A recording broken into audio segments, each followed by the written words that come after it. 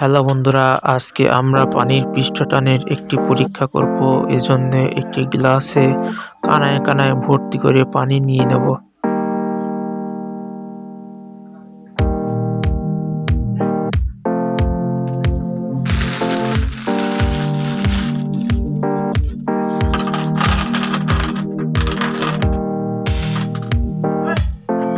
চলো দেখা যাক এখন এই পানির মধ্যে মোট কতটি তারকাঁটা ঢুকতে পারে।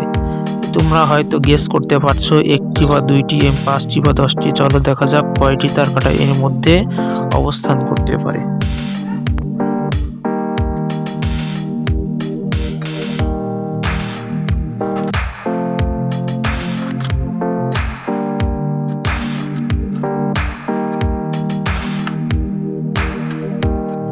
পানি উপচে যাওয়ার আগ মুহূর্ত পর্যন্ত এটি মোট 46টি তারকাঁটা ধারণ করতে পেরেছে। পানির পৃষ্ঠটানের কারণে এটি সম্ভব হয়েছে।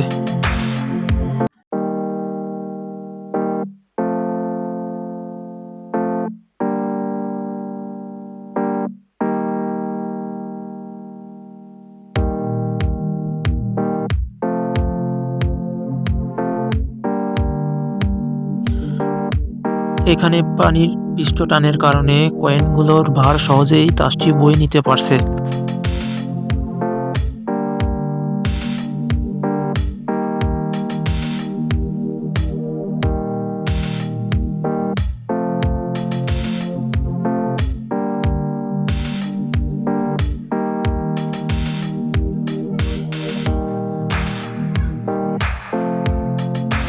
এখানে পানির পৃষ্ঠটানের কারণে সুই পানিতে ভাসছে।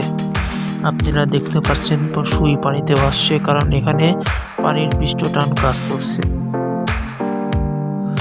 অনেক কীট পতঙ্গ এই পৃষ্ঠটানের কারণে তরলের উপর দিয়ে অর্থাৎ পানির উপর দিয়ে সহজে হাঁটাচলা অর্থাৎ দৌড়াতে পারে।